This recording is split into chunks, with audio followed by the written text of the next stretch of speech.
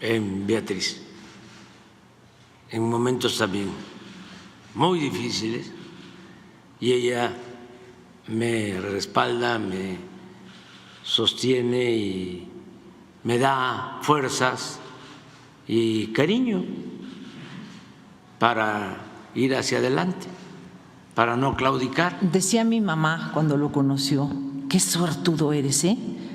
Te llevas a mi hija Beatriz. Sí. Buenos días, ¿se escucha bien? Sí. Me da pena que estés ahí atrás. Sí, estoy bien. ¿Seguro? ¿Seguro? Muy buenos días. Mi presencia aquí obedece a una invitación de mi presidente, que lamentablemente está detrás de mí, no me gustaría eso, porque generó alguna curiosidad o de parte de ustedes algún interés por saber, pues no sé, de mí, quizá, de nosotros, de este andar, no solo en este sexenio, sino a lo largo de ya casi 2 décadas, juntos en la lucha por la transformación de México, por la vía pacífica, exigiendo elecciones limpias, cero fraudes y trampas electorales. Creo que esa es la sustancia del movimiento democrático y de transformación que está a punto de terminar, porque el presidente, quien ganó en las urnas en 18, este 24 termina su trabajo, en pocos días, por cierto, y nosotros con ello también nos despedimos. Entonces, él me invita, yo lo pensé, acepté porque creo que es una buena oportunidad para que ustedes, si gustan preguntar, pero sobre todo quienes nos están mirando a través de las redes sociales, los canales y los que tengan a bien transmitir o después en la tarde hacer un repaso de lo que aquí ha acontecido o acontecerá. Entonces yo quedo de ustedes, me han indicado que las instrucciones son irme a la línea primera y que demos preferencia a las mujeres, ¿verdad? Jesús, corrígeme. Entonces no veo muy bien porque tengo miopía, pero tengo aquí 1, 2, 3 mujeres, 4 levantando la mano. Si gustas comenzar tú, de azul. Como no veo bien, creo que eres Isabel, pero de azul fuerte, plúmbago. Así es. ¿Qué tal? Buenos días, Beatriz. Buenos días, Isabel. Gracias por esta oportunidad. Tú decidiste que no te llamaran primera dama. Me gustaría saber tu balance. ¿Cómo te fue al asumir esa decisión? ¿Te fue mejor que si te hubieran llamado primera dama? ¿Y cómo fue o cómo va a funcionar? Esta es una inquietud, ¿no?, generada por el presidente, a raíz de lo que ha hecho el presidente, él viviendo en la finca de Palenque, retirado, ¿no? ¿Cómo es este sistema? ¿Cómo lo están organizando? Sobre todo cuando hay todavía un menor de edad en crecimiento. Me gustaría saber. Gracias, Isabel.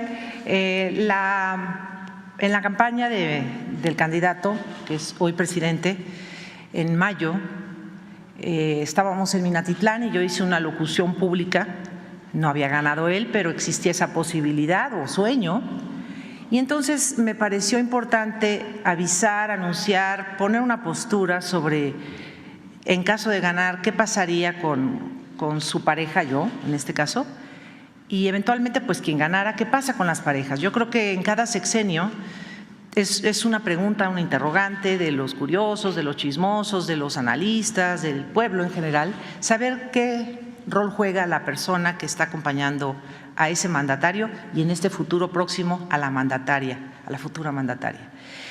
Y yo ya tenía esta idea porque mi esposo fue candidato 3 veces a la presidencia, de hacer algo que en caso de él de ganar yo tenía muy claro, no hacer lo que yo no consideré que era correcto de quienes me habían precedido o podrían preceder en aquel tiempo, porque era mayo y la elección fue en julio, y con eso fui resolviendo bastantes cosas.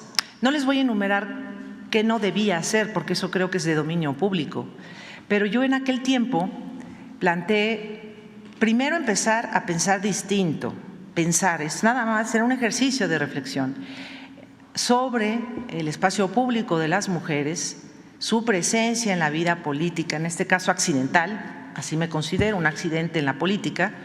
Y tercero, dejar atrás ideas rancias, me parece, sobre el papel de las esposas de los presidentes, de los gobernantes, de alcaldes, de diputados, senadores, funcionarios públicos. Y yo dije que por lo pronto la denominación primera dama no me correspondería, pero eso es lo de menos. A mí me pueden llamar como quieran. En la retahíla de elogios y de insultos que he recibido me han llamado de muchas formas. La que quieran está bien para el que la dice. Yo no estoy fijándome en sus epítetos. Pero lo importante son los actos. Y los actos que yo he llevado a cabo creo que van en un sentido distinto, por lo pronto, a lo que pudo haber sido una continuidad del papel de la esposa de un presidente. Me quedo más con los actos propios que me respaldan como una persona convencida de un republicanismo democrático del siglo XXI, en donde el eje son tres poderes de la República, hay un ejecutivo, el presidente, y nadie votó por su familia, ni por sus hijos, ni por su esposa. La familia debe ser una compañera de esta ruta, la esposa igual, si es que hay, porque a lo mejor el presidente puede ser soltero, viudo, divorciado, homosexual. Tendremos una mujer presidenta y erradicar esa idea de que su esposo o su esposa, sus hijos, todos tienen que estar en el gobierno con cargos, gastando dinero público, una serie de cosas que reflexionen. Con eso espero haber respondido tu primera pregunta. La segunda tiene que ver con cómo vamos a quedar, ¿no? Exactamente. Después del 1 de octubre. Nosotros somos una pareja, creo que felizmente casada. A ver, ¿sí? Llevamos mucho tiempo juntos. Somos una pareja, creo, muy unida, que ha pasado de todo, como todos los matrimonios de este mundo. Crisis buenas, malas, regulares, de todo, ¿eh? No hay nada nuevo bajo el sol.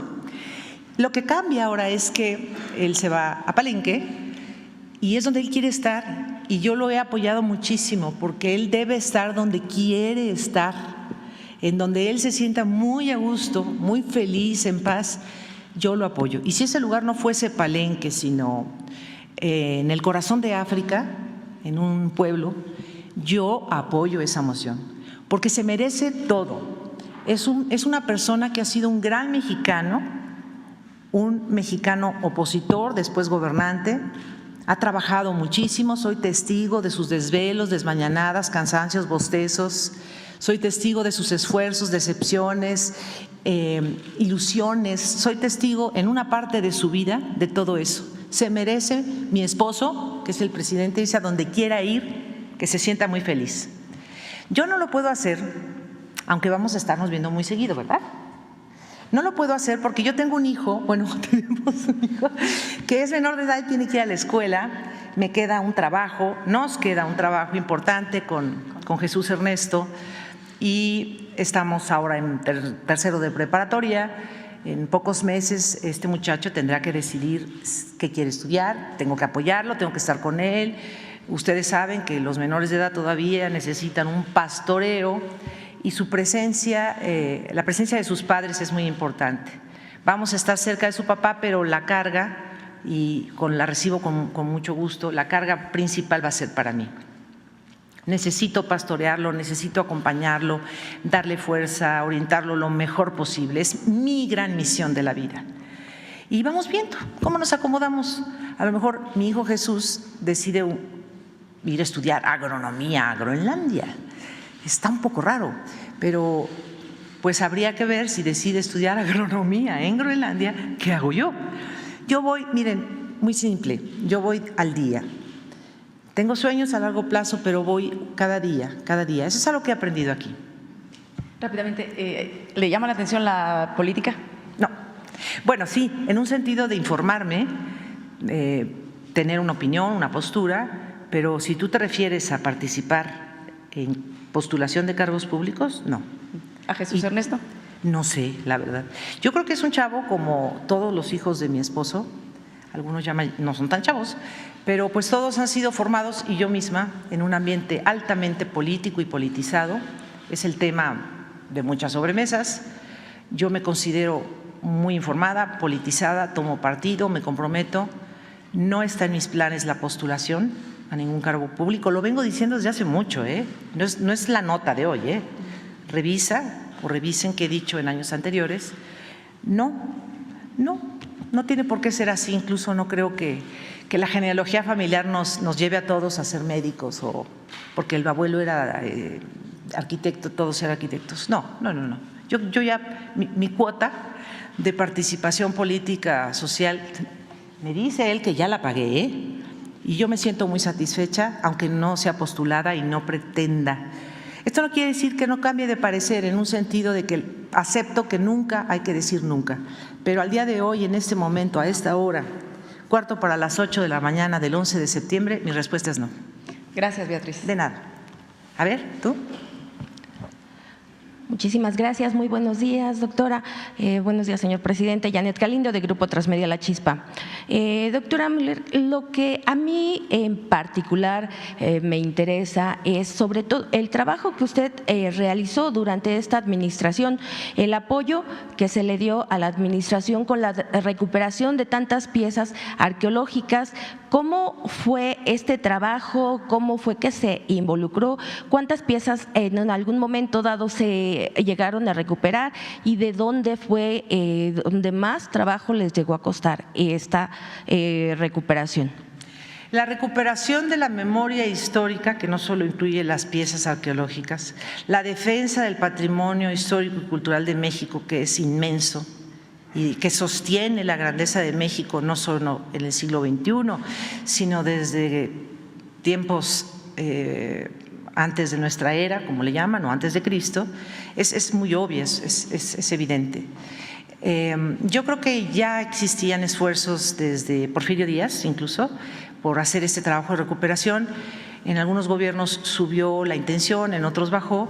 El neoliberalismo anuló incluso esta posibilidad. ¿Qué andan buscando en papeles viejos y hurgando en perritos de Colima? ¿Qué relevancia tiene? Pero ahora hay una reivindicación de todo eso que explica, tanto de manera inmaterial como material, de dónde viene esa grandeza de este país.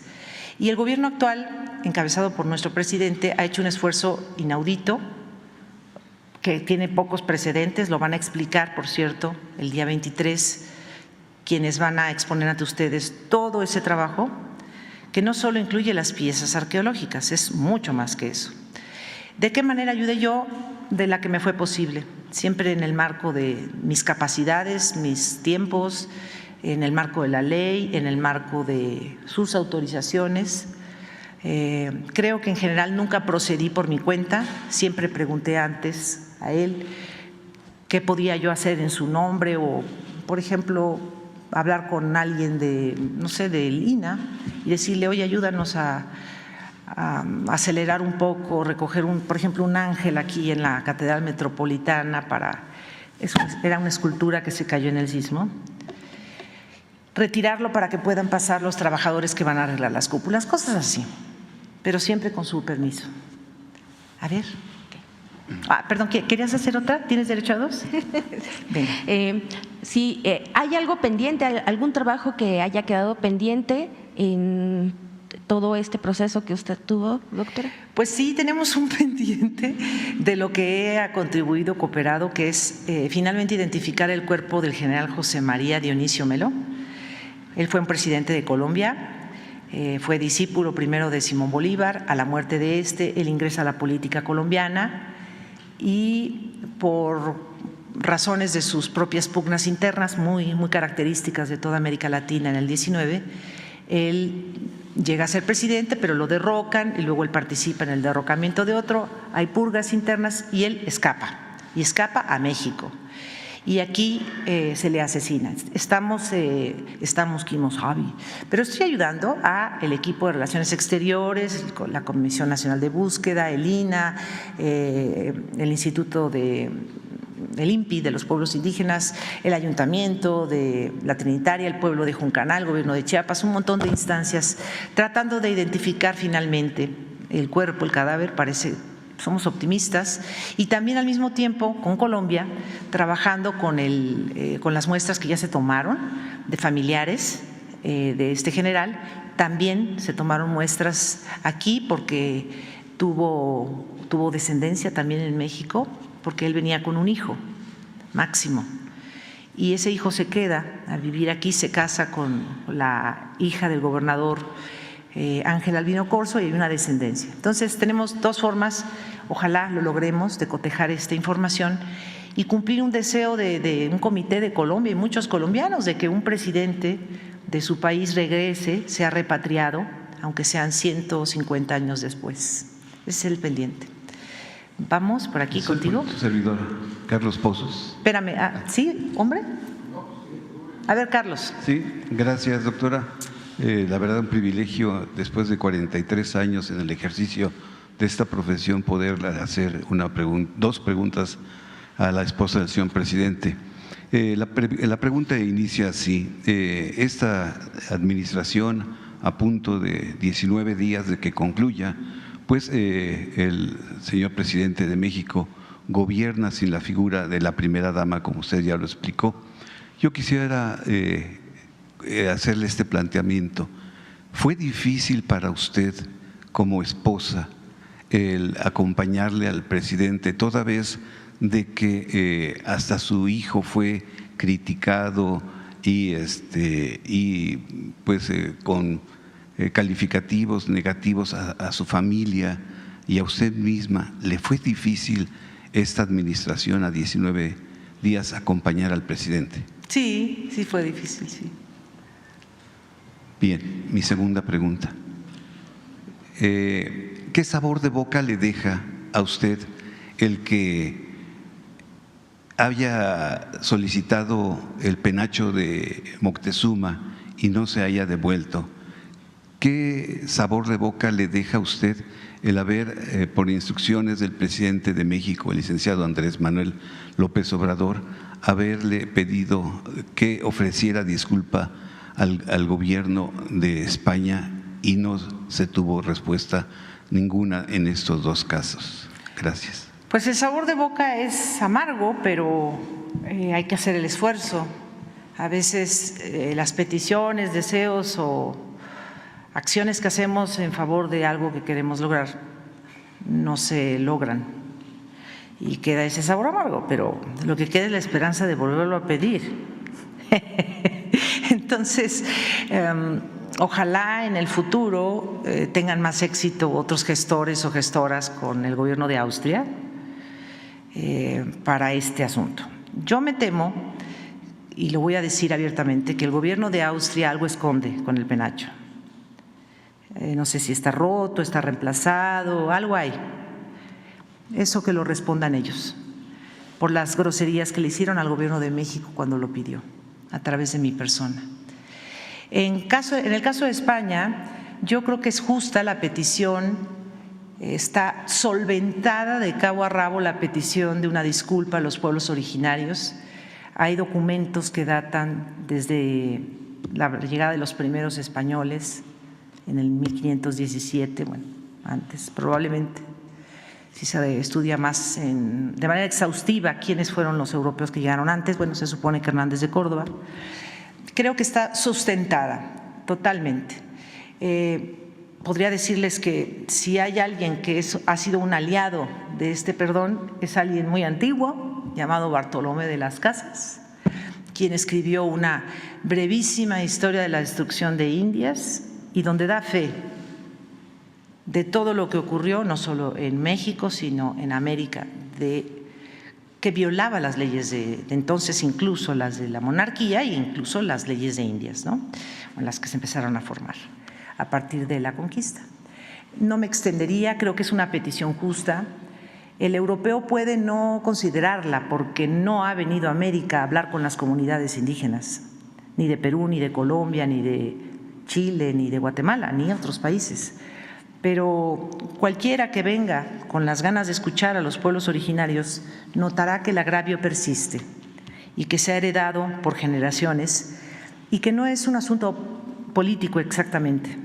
Si lo quieren politizar, ese es su problema. Es un asunto histórico de reivindicación de quienes estaban antes que nosotros. Y esto va para España, para Holanda, para Dinamarca, para los países en general conquistadores, colonizadores. Y creo que en muchos países de Europa se ha venido comprendiendo la importancia de esta recuperación de memoria histórica que incluya la reivindicación moral e histórica de estos pueblos, expoliados, humillados. Creo que uno de los países que está ya a la vanguardia de esta acción es Alemania. Alemania ha pedido disculpas ya por robos de piezas de otros países. Inglaterra ha hecho ya devoluciones. Inclusive Inglaterra está haciendo hasta resarcimientos económicos a algunos países de África. Y no es de lo que pasó hace 20 años, hace 200, hace 300. Y llama la atención, en el caso de España, que sí se haya resarcido y ofrecido disculpas a la expulsión de los sefardíes en 1492 y se les haya incluso otorgado la ciudadanía a los descendientes de los sefardíes, que son judíos que vivían en la península ibérica, y los de América, que somos poquito después, unas cuantas décadas, se haya decidido que no y se haya hecho una campaña injuriosa en contra del presidente. Está documentado, es decir, el presidente no ha dicho nada que no esté solventado, tanto en documentos históricos como en los testimonios que les puedan dar los propios indígenas yendo a conocer su opinión. Nosotros, el presidente no quiere un resarcimiento económico porque no es de dinero, es un asunto de dignidad. Y yo creo que cuando se ofrecen disculpas se dignifican las dos partes, el que las da y el que las recibe. Todos nos podemos equivocar. Yo no estoy diciendo que ningún monarca europeo de hoy o algún gobierno de hoy europeo o de otras latitudes tenga la culpa de lo que pasó hace 200 años. Pero si hoy esa persona ostenta un cargo y está en su papel dignificar o ayudar a la dignificación y al resarcimiento moral y a otorgar ese valor que tienen, en este caso los pueblos originarios de África, de Oceanía, de América, hará muy bien, es noble. De nada. A ver, de tú. Acá, tú de azul. Es que todos vienen de azul, ¿verdad? Gracias, doctora. Juárez, de Cilinea MX. Doctora, ¿cuál fue el mayor reto al que se enfrentó? Hace unos minutos le decía a mi compañero que fue difícil sobrellevar estos ataques contra su hijo, pero como mamá, como esposa, ¿cómo sobrellevó, cómo le hizo para aguantar estos ataques? Pues la verdad no es la principal de mis agobios. Mi principal agobio es que yo no soy una persona pública por deseo. Creo que ese fue mi principal reto. No quiero ser pública, nunca en mi vida, a mi edad, me he propuesto ser pública y para mí fue muy difícil estar siendo retratada, auscultada, difamada, aplaudida. No sé, yo no lo pretendo eso, no me lo tengo como objetivo. Vamos a decirlo así y lo confieso, yo tengo pánico escénico. Lo he logrado manejar mucho, con la ayuda de mi esposo, por cierto, pero no he pretendido. Yo es un trauma que tengo trauma así al estilo Sigmund Freud, que tengo como desde los 15 años, por un evento que me pasó. Y lo he logrado remontar. Mucha gente me dice, no se te nota. Y yo les contesto, pues sí, porque lo trabajo en mi mente. Pero yo no me rentaría para ser persona pública. Eso va pegado a lo otro, al volverte persona pública, incluso contra mi propia voluntad. El tema de que anden hablando que si camino chueco, que si mi hijo no sé cuánto, pues es molesto, pero también se va aprendiendo a untarse mantequilla en el cuerpo y a que esas cosas vayan resbalando. Gracias, doctora. Y como mujer, ¿cómo siente que en unos días pues una mujer sucederá a su esposo como presidenta de México? ¿Qué opinión tiene sobre la doctora Claudia Sheinbaum? ¿Qué siente usted? ¡Qué bien! Es un gran acierto del pueblo de México. A mí me gusta porque el pueblo de México al votar el 2 de junio demostró que le es indiferente si el mandatario es hombre o es mujer. Y eso habla de un nivel de evolución superior al que ustedes imaginan. Qué bueno que en México ya no se tenga que votar por alguien que está bonita o feo, o está gordo o está delgadito y parece Barbie. Eso ya es secundario. Y si es Claudia u otra mujer, vamos a suponer un escenario distinto, se votó por las habilidades, por las capacidades, por las propuestas, sin tomar en cuenta el sexo o la orientación sexual. Porque incluso en México, bueno, pues a cómo vamos, puede ya existir un presidente en el futuro que sea homosexual. ¿Por qué no? Porque lo que importa no es qué hacen las noches el señor o la señora. Lo que importa es qué compromisos adquiere con el pueblo de México y que los cumpla. Y eso es lo importante. Sobre en particular ella, estoy muy contenta porque la conozco y aunque no la conociera, creo que al escucharla, al percibir lo que ella expresa y cómo lo expresa, a mí me da mucha confianza. Yo creo que ella viene también de la lucha democrática y por la justicia en México, y lo que va a hacer ella es ser congruente, seguramente. Me alegra mucho porque también en mayo del 2018, cuando propuse desterrar la idea de la primera dama, también dije que las mujeres sabemos decir y hacer las cosas de manera diferente. Y yo creo que ella, por ser mujer, nos va a ratificar eso. No es que yo sea originaria en la propuesta, pero somos nosotras, aquí Isabel, aquí están varias mujeres, nosotras lo hacemos distinto. No es mejor o peor, lo hacemos distinto. Y eso va a ser muy emocionante de ver. Y le deseo todo el éxito. Como escribí en una publicación, yo seré para ella como presidenta una leal escudera. Gracias. A ver, tú. Gracias. Buenos días. Shaila Rosagel, corresponsal de Grupo Gili, El Imparcial de Sonora, La Crónica de Mexicali y Frontera de Tijuana. Preguntarle cuál es el balance que hace de estos 6 años del gobierno de su esposo, el presidente AMLO. Es en un primer punto. Y también preguntarle en qué aspecto se considera se debe de seguir trabajando para que México avance más. Bien, pues mi balance lo dividiría en 2 partes, en lo material y en lo inmaterial. Lo material ya lo conocen, aquí se informa, es una obligación de un ejecutivo, de un diputado, de un juez, de un ministro, informar, rendir cuentas. Y él ya ha hablado aquí mucho sobre trenes, carreteras, caminos, ya lo saben. Yo me voy a referir a lo inmaterial, es decir, lo que no tiene precio, lo que no necesariamente se tiene que gastar en monetario. El trabajo que el presidente nos deja es formidable desde mi punto de vista por su valor moral y por la gran cauda de valores que nos deja como mexicanos. Por ejemplo, el de la perseverancia. El que quiere algo en la vida realmente va a caer una vez, se levantará, una segunda, una tercera, una enésima caída y se levantará para lograr su sueño, su meta, su utopía. Eso creo que es algo que él nos ha enseñado con creces. La segunda cosa inmaterial que ponderaría es el valor que nos ha vuelto a dar a los mexicanos. El pueblo de México es lo más valioso de este país. Somos el país. Si nuestro territorio es muy chiquito o muy grande, es lo de menos. Cada habitante de este país, cada mexicano y cada mexicana es valioso, es grandioso. Y esta reivindicación no solo de los indígenas mexicanos, sino de todos los que hoy estamos aquí habitando este territorio, y el valor y la fuerza que nos ha dado para defender nuestras posturas, expresarnos libremente y demás derechos que tenemos, lo considero algo sumamente valioso. Nos ha devuelto el poder. Nos ha devuelto el poder.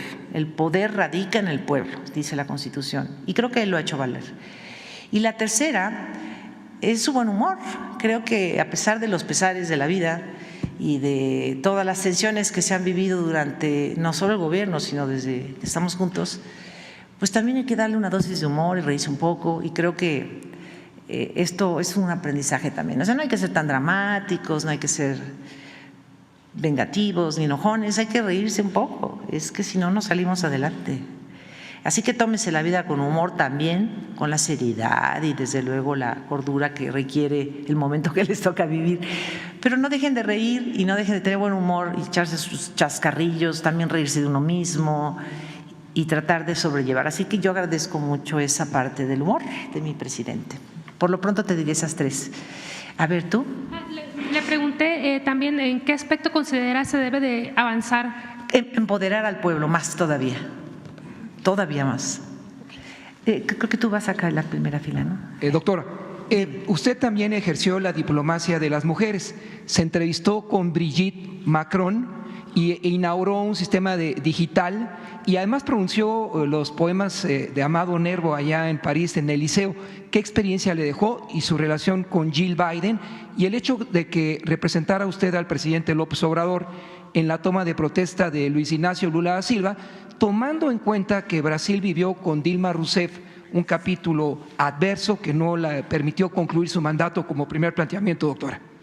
¿Le llamaste diplomacia femenina? Sí, exacto. Bien. Así se conoce también, una rama de la Convención de Viena de Agentes Diplomáticos. Bueno, yo no soy diplomática de carrera, solo ejercí ese día esa función, como dices tú, de diplomacia femenina o de representación femenina del presidente de México. Todas esas representaciones fueron porque él así lo consideró, como pudo considerarte a ti para representar al gobierno en Brasil. Él decidió en ese caso que yo lo hiciera. Por ejemplo, lo del penacho de Moctezuma, pues no sé, porque a lo mejor yo conozco del tema, porque él quería mandar un recado personal, y todas esas experiencias fueron pues desde luego muy enriquecedoras, ¿no? Yo me llevo de esas experiencias de diplomacia femenina, como le llamas tú, pues muchos aprendizajes.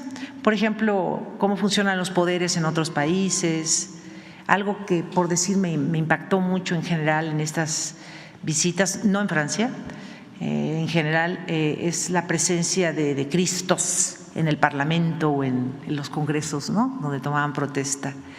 Esto en México es una cosa inverosímil. No hay símbolos religiosos ni en la Cámara de Diputados, ni en la de senadores, ni aquí en la mañanera, ni en el Poder Judicial. Es el Estado laico en su plenitud. Eso, por ejemplo, me llamó la atención. Son aprendizajes que yo me llevo. Finalmente, doctora, usted cubrió un espacio en la vida emotiva del señor presidente porque él sufrió la pérdida de quien la antecedió, doña Rocío Beltrán. Así es. Estuvimos incluso cuando fueron las exequias de ella. ¿Cómo cubrió la expectativa humana, los sentimientos y sobre todo el momento de una derrota como fue el 2012, con fraude electoral o no, del licenciado Andrés Manuel López Obrador? A ver, si precisas tu pregunta porque me hablas de… Sí, no, primero… ¿De una década de diferencia? No, claro. ¿Cómo cubrió usted la expectativa emocional, sentimental, humana del ser abatido por el dolor de la pérdida de la compañera que estuvo con él en una primera etapa de su vida y en la segunda etapa usted lo acompañó ya en los temas políticos como el 2012 con la derrota? Pues yo creo que él te la debe de contestar, porque es una pregunta de cómo cubrir la emotividad de una pareja. Pues ¿tú quieres contestar?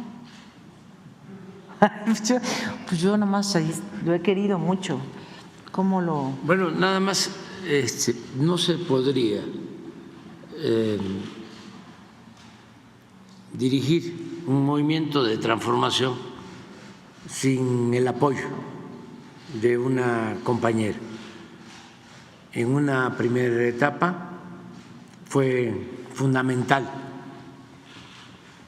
muy importante, el respaldo, la comprensión, el cariño de mi primera esposa, la finada Rocío. Fue importantísimo, porque yo comenté hace unos días de cómo uno de mis hijos quería que yo lo llevara a un circo y no podía porque estaba metido trabajando en la construcción de un movimiento para transformar a México. Y eso requería ir a los pueblos, a las plazas, reunirse con la gente, 5 reuniones diarias, y quien se quedaba con mis hijos era mi finada esposa. Cuando ella se nos adelanta, yo necesito también una compañera, porque la lucha sigue, la lucha continúa y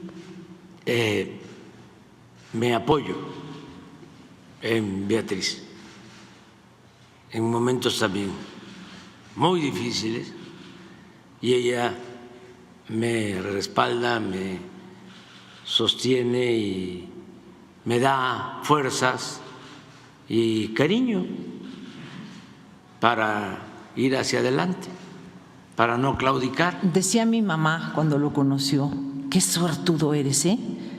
Te llevas a mi hija Beatriz. Sí, eso dicen también mis adversarios, los conservadores, ¿sí? De que cómo no, ella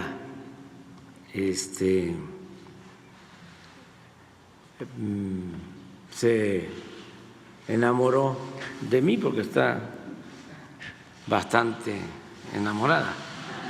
Dice, pero ¿cómo? ¿No? ¡Qué barbaridad! ¡Qué barbaridad! Ella, ¿no? Tan delicada, tan exquisita, estudiosa, doctora. Uy. ¿En qué? ¿Doctora en ciencias ocultas o qué? No, en literatura. O sea, para un mazorral de Tepetitán, Macuspana, Tabasco, indio patarrajada. Está guapo el indio patarrajada, ¿eh? Pero fue fundamental el apoyo, es hasta ahora. No, y esto y después sucede en todas las familias, en todas las familias. Yo siempre he dicho que la principal institución de seguridad social en México es la familia. Así como la cultura o las culturas o nuestro pasado prehispánico nos ha protegido y nos ha salvado, así también nuestras familias nos han ayudado a salir adelante y han evitado la descomposición social en nuestro país, porque la familia mexicana es muy fraterna, es muy solidaria. Si le va mal a un miembro de la familia, acuden en su apoyo otros. Y lo que siempre hemos hablado aquí, y hay que seguirlo comentando, los hijos, el que no abandonemos esa extraordinaria, bella costumbre de que nuestros hijos están siempre con nosotros y que, con todo respeto para lo que sucede en otros lugares, en otros países, no se establezca el que apenas están terminando la adolescencia y ya se tienen que ir. Ahuequen el ala, vean qué hacen. Que eso es lo que queremos hacer con Jesús, estarlo acompañando. El tiempo que sea. El tiempo que Pero sea. así sucede en nuestras familias. Y eso es muy importante, porque no se debe de permitir el vacío, el desamor en los hijos, en los jóvenes. Ellos siempre deben de tener la seguridad de que se les quiere, siempre. Y no decir, a ver, ya tú eres independiente y nos vemos si acaso una vez al año. Ay, no. Sí, así No, pasa Jesús no va a en ser algunos lugares. ¿Y qué sucede? Pues que esa falta de cariño, de amor, ¿no?, genera vacíos que quieren llenarse o se pretenden llenar esos vacíos con la droga, y esa felicidad es momentánea, es transitoria, se convierte en infelicidad. Entonces, ¿por qué no hay? Esto es importantísimo. ¿Por qué no hay tanta adicción en México a las drogas? Porque hay mamás que estamos… Por la familia. Y papás también. Por la familia. O sea, eso lo tenemos que cuidar mucho. Porque sí, puede haber siembra, como hay, no vamos a tapar el sol con un dedo, de marihuana, amapola, laboratorios donde se hacen drogas químicas, tráfico, pero no consumo, o no el consumo que se tiene en otras partes. Si a nosotros, además de esto que tenemos que combatir, el que se siembren los plantíos de marihuana, que se tengan laboratorios para hacer los químicos, que tenemos que seguir combatiendo. Pero si además de eso crece el narcomenudeo y crece el consumo, entonces sí viviríamos en una situación muy grave, mucho más difícil que la que enfrentamos. Entonces, son instituciones que debemos de conservar, de cuidar, y es lo que viene del pasado profundo, del México profundo. Por eso a mí me molesta mucho el clasismo y muchísimo más el racismo, porque es continuar sometiendo el valor de las grandes civilizaciones que florecieron en México antes, muchísimo antes de la llegada de los europeos. Y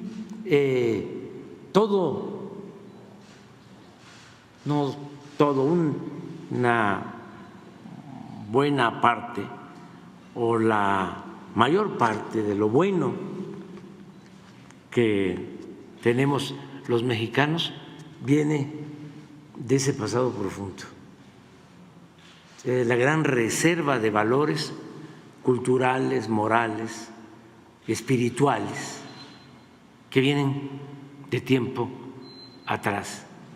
Entonces nos hicieron creer, o sea, Diego Prieto de Lina se apasionó, dijo en un discurso en Bacalar, en Quintana Roo, el domingo, vinieron con esa estupidez de que nos trajeron la civilización, y muchos se quedaron con eso. Eso hay que enfrentarlo, no al racismo, porque eso nos negó, llegamos a negar lo que somos y nos impusieron complejos y nosotros nos acomplejamos cuando somos herederos de grandes civilizaciones, cuando México es una potencia cultural en el mundo. Pero lo mismo en lo social, lo mismo en lo político. La primera revolución social del siglo XX en el mundo. En el mundo. La constitución más avanzada en lo social en el mundo. Sí. 3 transformaciones importantes: la independencia, la reforma, la revolución. y esta cuarta transformación. Y a mí me dio mucho gusto, por ejemplo, ya termino, porque… Mira, es que hay muchas manos levantadas. Sí, me dio mucho gusto ayer en el debate, que lo estuve viendo. Ay, no, y vamos a hablar de eso mejor. No, vamos a hablar no, me dio mucho gusto que la señora Kamala y el presidente Trump, los dos trataron con respeto a México. Y ahí vamos, avanzando.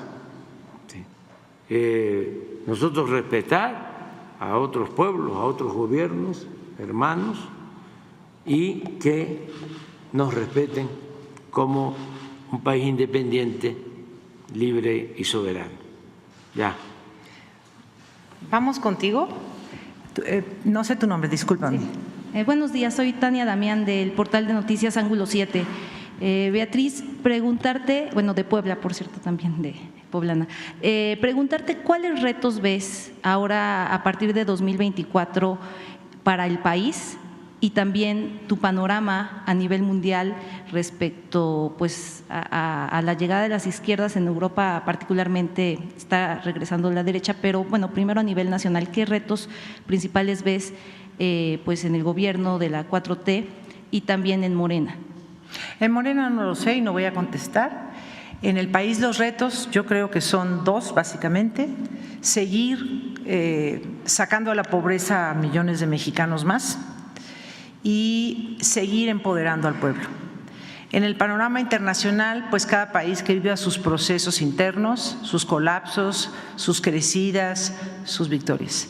Yo creo que algo que he aprendido aquí es que todo está en movimiento y que lo que sube baja, lo que baja sube, y si en Europa hay corrientes de un modo o de otro, o en América, o en África, o en Asia, pues que las vivan intensamente, porque solo así se genera conciencia social.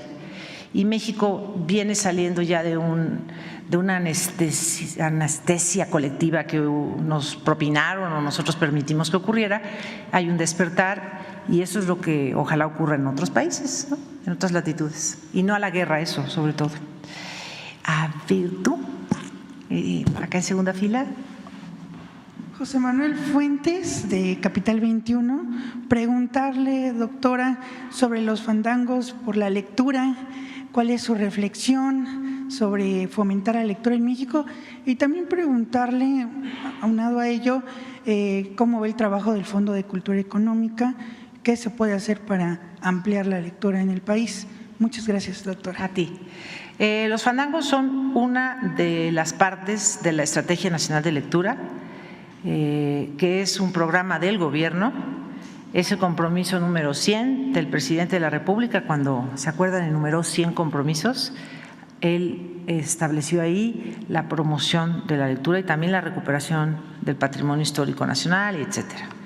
Los fandangos entonces fueron, digamos que el elemento público, festivo, pero atrás de ese fandango hubo un trabajo con estudiantes de secundaria y pienso que fue fructífero, tanto el trabajo interno que no vieron ustedes, pero el que sí ocurrió dentro de las escuelas.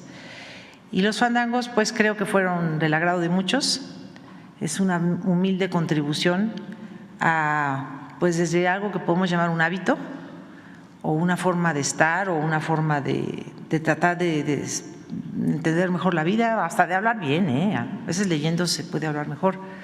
Yo que soy de esa área de profesionalidad, que es la del habla, la lingüística, las letras, la verdad les voy a confesar, yo me divierto mucho oyendo desde las mañaneras hasta los debates y las conferencias de prensa de aquí, de otras partes, porque me voy fijando cómo construyen sus ideas y las argumentan según, porque a veces ni a eso llegan, y cómo funciona el lenguaje. Entonces, para mí los fandangos fueron ese pequeño ejercicio de habla y de comprensión lectora y a la vez de motivar a los jóvenes a que en el futuro digan, yo estuve en un fandango y todo eso, ¿para qué? ¿Por los libros? Y que haya una semilla insertada en su corazón, en el de sus padres, sus profesores, sus compañeros, hermanos, familiares y quienes los vieron, de que es importante leer y que los libros no son para poner en el boiler o para detener el frutero. Los libros son para ser leídos y no solo eso, son para ser comprendidos y más allá todavía, para ser disfrutados. Y si más todavía podemos llegar, para tomar de ellos algo bueno, como lección de vida de lo que no se debe hacer o de lo que se puede o debe seguir haciendo. ¿Sí? Acá contigo de verde. Es que no sé si me están viendo que yo lo señalo, supongo que sí. Doctora, muy buenos días. Buenos Muchas días. gracias y gracias por engalanar esta conferencia.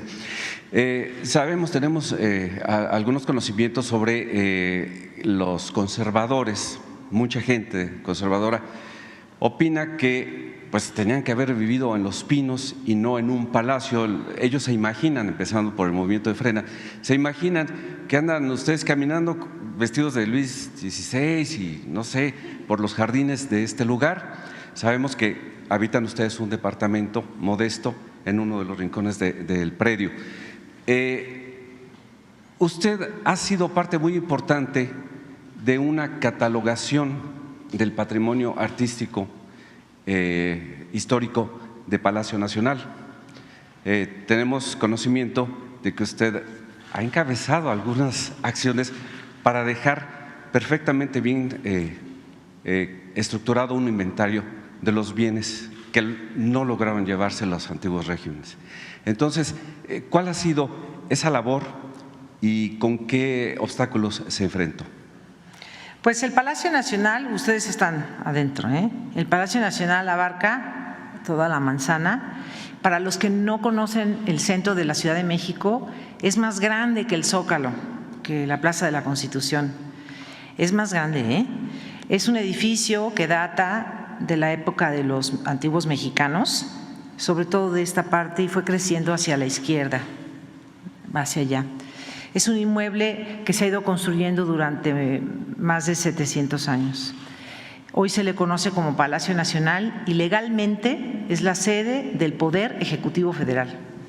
Entonces, usted está sentado en una parte del Palacio Nacional. Cuando afirman eso con la intención de ofender, yo me río porque la verdad es que mejor vengan aquí al Palacio Nacional y lo conozcan porque pueden entrar, ustedes pueden entrar y los turistas también. Hay una parte muy amplia de jardines, hay museos, está la última morada del presidente Benito Juárez, hay hasta gatos.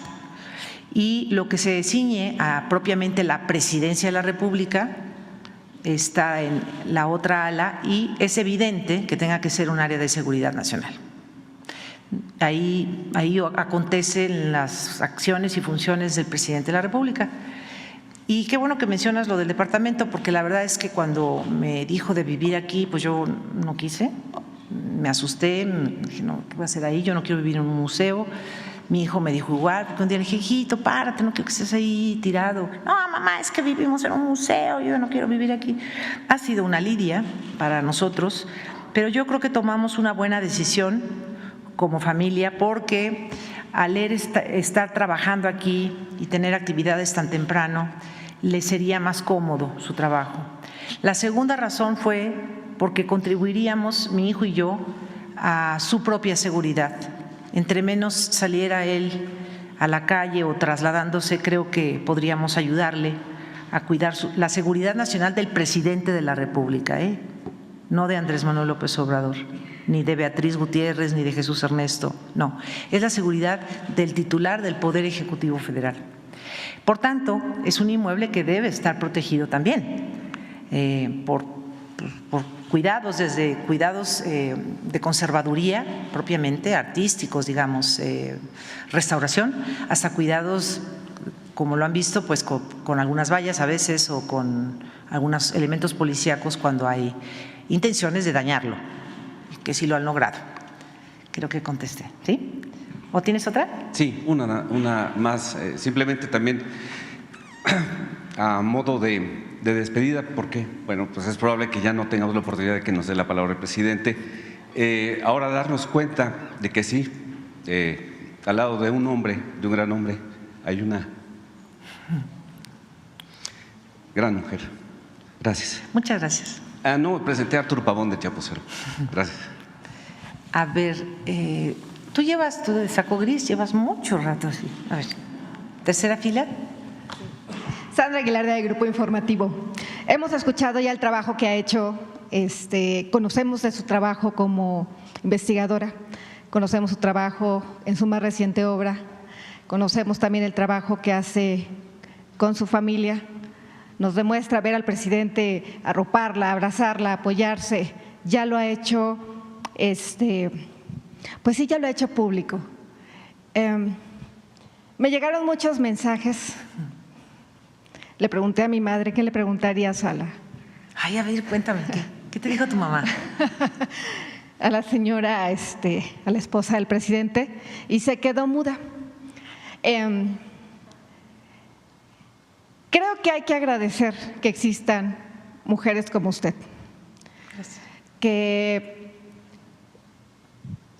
representen a esa familia, a esos valores, que tengan esa sostén como pareja con una pregunta tan incómoda como la que hicieron o la que hizo uno de mis compañeros. Mi madre me dijo, ¿cómo responder eso en familia, en pareja? Y pues reconocerle que existan, insisto, mujeres como usted que nos alienten a mujeres como nosotras, muchas que somos madres, somos periodistas, atendemos a nuestros hijos y entender que desde nuestra trinchera también podemos, ¿por qué no?, pensar como usted, aspirar como usted. Y pues ya dijo que le intimida mucho el hablar en público, el estar… Ser pública. O ser pública. Yo no quiero ser pública. Exactamente, y aún así, pues tomó ese papel tan importante. Pues sí, porque no tenía remedio. Mira, yo antes de que, cuando ya había ganado mi presidente, voy a hacer otra confesión. Cuando había ganado mi presidente, yo recordé que salió por ahí antes, en el 2018, no sé si es el presidente o el primer ministro o el emperador de Japón, y salió en público a responder algo que inquietaba al pueblo japonés. Disculpen que no dé detalles porque no sé si ocurrió hace mucho o hace muy poco. A decir que su esposa no iba a salir a eventos públicos porque estaba enferma, que ella no podía salir porque estaba enferma, pero que quería mucho a los japoneses. Y luego señaló que tenía depresión o que padecía de nervios. Y yo dije, pues yo de ahí me voy a agarrar. Yo voy a decir, yo quiero mucho al pueblo de México, yo quiero mucho a mi esposo, quiero mucho ayudar, pero no tengo la capacidad temperamental para hacerlo. Y cuando vino todo esto de que él fue electo y tomó posesión, la verdad es que dije, no puede ser así, Beatriz, tienes que hacer un esfuerzo para poder enfrentar tus propios miedos. Y ayúdate, que Dios te ayudará. Y vaya, pues he hecho un trabajo interior de fortalecimiento. No soy una persona débil, quiero aclararlo, soy una persona fuerte, pero había que hacer para mí un trabajo interior de fortalecimiento para enfrentar públicos. Creo que lo he logrado sobrellevar. No quiere decir que en el futuro yo ya desee seguir ese camino. Yo espero retirarme para volver a como estaba yo antes, tan tranquila, y no tener que hacer esfuerzos con muchas personas públicas que, por cierto, las admiro, cantantes, políticos, mujeres, hombres, futbolistas que tienen que salir al público y decir lo que hacen, y hasta los regañan a los árbitros, y este árbitro tal por cual, y este futbolista es un tonto porque no metió el gol. Los admiro. Incluso en México admiro a los políticos hasta de oposición porque salen a decir, aunque lo digan mal o bien, con todas sus flaquezas o fortalezas, los admiro porque dan la cara, explican, me caen mejor que los que no lo dicen, es decir, que hacen cosas clandestinas. Los admiro mucho, la verdad, porque se necesita fuerza, lo hagan bien o mal, para dar la cara. Y a mí me interrogó mi ser sobre ese dar la cara y dije, pues no puedo decir que tengo nervios y que tengo depresión, porque yo no tengo depresión. Entonces dije, bueno, voy a trabajar conmigo, con mi fortaleza pública, espiritual o social, y creo que avancé mucho. Eso no quiere decir que yo ahora me voy a seguir de largo. No, me ha costado mucho. Y él es testigo de lo que yo les digo. Yo creo más bien que voy a regresar a tener menos exigencias conmigo misma con relación a estos públicos. Desde luego, yo soy académica, ya lo saben, aquí la compañera de la UAP, Ana Elizabeth García Vilchis, ya dijo que soy profesora de la UAP. Yo tengo que enfrentar públicos, pero son otros, ¿no? Son alumnos, son conferencias, congresos, pues eso es para mí otra cosa. Es hablar de mis temas. Aquí ustedes no me van a preguntar de mis temas profesionales, pero cuando nosotros vamos a congresos que son 10, 15 personas, nos damos el vuelo de hablar de lo que nosotros queremos explicar desde el punto de vista académico. Y salúdame mucho a tu mamá y dile que muchas gracias por su comentario y pregunta. Gracias a los dos. Una más, ¿no? ¿De qué lado, Jesús? Una más. Es que son un chorro, mira. A ver, ¿qué tiempo? ¿Son 8:30? Si tú quieres. Allá alguien que acaba de hacer así. ¿Tú de negro? El que estás haciendo así. Tú, exacto, tú. Señor presidente, con la venia. Señora Beatriz Gutiérrez Müller, con la venia. Me brinca un dato. Usted como historiadora no creo que se vaya a quedar quieta. Soy de letras, ¿eh? De letras. Aclaración. Ajá. Y en base a eso, ¿ha recibido, son dos preguntas, ¿ha recibido alguna invitación de la actual presidenta electa Claudia Sheinbaum Pardo para pues formar parte del equipo de cultura? No. ¿No le gustaría? No. Y una segunda, ha estado a lo largo de pues algunos años, parte de su vida, gran parte de su vida, junto a un hombre que ha sido un luchador social, ha sido un guerrero en la política, el primer presidente de la República en tiempos contemporáneos que ha roto paradigmas, ha formado prácticamente o ha hecho una línea de la historia moderna de nuestro país en la política. ¿Tiene en mente escribir algo sobre su pareja en algún momento, sobre la historia de nuestro país contemporánea, donde él sea prácticamente el actor intelectual en la política moderna de nuestro país? Pues él no quiere, yo tampoco, pero ya vuelvo a decir, nunca hay que decir nunca, la vida da muchas vueltas. Sí te puedo decir que soy escritora, además de académica, y que tengo muchas cosas en mi computadora que me gustaría publicar, novelas, cuentos, ensayos, y me voy a abocar a eso. Están terminados, solamente necesito corregir cosas, actualizar y publicar. No sé, tengo 10 inéditos en mi computadora. Entonces, para que lleguemos a eso que dices, esa parte que mencionas, pues falta. No lo creo. Pero sí escribo todo el tiempo, eso es cierto. Gracias. A ti. A ver, ¿tú de verde? Acá. Qué bonita familia, qué bonito amor. Con el respeto que se merece nuestra querida Beatriz Gutiérrez y nuestro amado presidente Andrés Manuel López Obrador. Gracias por estas muestras de cariño, de respeto, de amor. Somos afortunados en conservar, en que nos enseñes que estos valores son más importantes en la vida. La familia, que es la base principal de todo ser humano.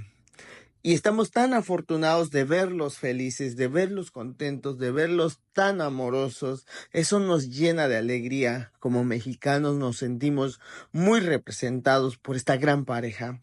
Gracias, presidente. Gracias, Beatriz, por aguantarlo, por apoyarlo, por estar en los momentos más duros de nuestro presidente. Y seguiremos apoyándolos. Larga vida para ustedes dos. Que Dios y la vida siempre los bendiga con amor, con muchos años de vida, con mucha felicidad y sobre todo mucha salud. Mil gracias. Para nosotros, la pareja ideal, la pareja perfecta.